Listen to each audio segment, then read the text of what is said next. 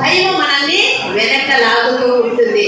అలా లేదు అని ఆంజనేయ స్వామికి ఎంత శక్తి ఉన్నప్పటికీ నువ్వు సముద్రాన్ని దూకగలవు అని వెనక ఇంకొకరు నీవు చెయ్యగలవు, నీకు నేను ధైర్యం ఇస్తున్నాను, నీ వెనక నేను ఉన్నాను అని ఏ ఫ్యామిలీ అయితే సపోర్ట్ చేయగలుగుతుందో ఆ స్త్రీ అన్ని బాధ్యతల్ని సక్రమంగా నిర్వర్తించగలదు. అది డ్యూటీ అయినా, యూనియన్ అయినా, ఏ పాత్రనైనా సఫలీకృతం చేయగలదని, సమాజానికి ఒక మంచి సంకేతాన్ని ఇవ్వగలదని, ప్రతి కార్యక్రమంలో మనకి ఉండే అవకాశాలను ఎలా ఉపయోగించుకుంటున్నాం అందరికీ ధన్యవాదాలు తెలియజేసుకుంటూ సెలవు తీసుకుంటాం. ధన్యవాదాలు మేడం గారు.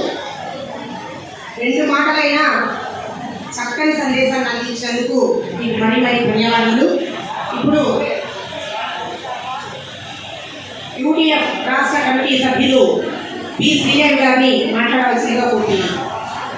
అతిథులు, ముఖ్య వక్తలు, జిల్లా మంత్రులు మరియు జిల్లా వ్యాప్తంగా ఇక్కడికి సదస్సుకి చేసినటువంటి మహిళా టీచర్లకి సహకరిస్తున్న సార్స్ అందరికీ నమస్కారాలు.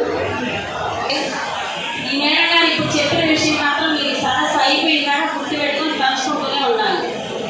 ఎంత డిసిప్లైన్గా జరిగింది, చెప్పింది ఎంతవరకు మనం తీసుకున్నాం అనేది చాలా ముఖ్యం. మహిళా సదస్సు ఒక రోజు అంటే నాకు తెలిసి మనం వినియోగించుకున్న టైం 2 గంటలు 3 గంటల మధ్యలోనే మేడం గారు చెప్పే టైం కూడా. కాబట్టి ఆ కొంచెం టైం అయినా మనం ఎంతవరకు సద్వినియోగం చేసుకోదలుచుకున్నాము అనేది మన డిసిప్లైన్ మీద ఆధారపడి ఉంటుంది. ఇది ఒకే చెప్పదలుచుకున్నాను. నిర్వహిస్తున్నటువంటి స్వర్ణోత్సవాల్లో భాగంగా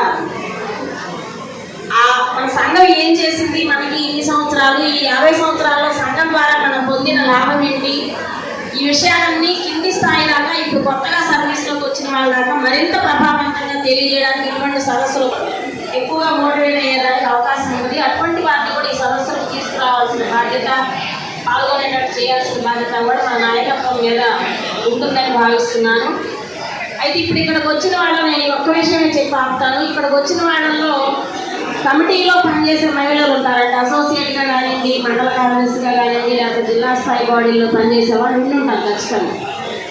మనం మన కాంట్రిబ్యూషన్ ఏంటి సంఘానికి చేసుకుని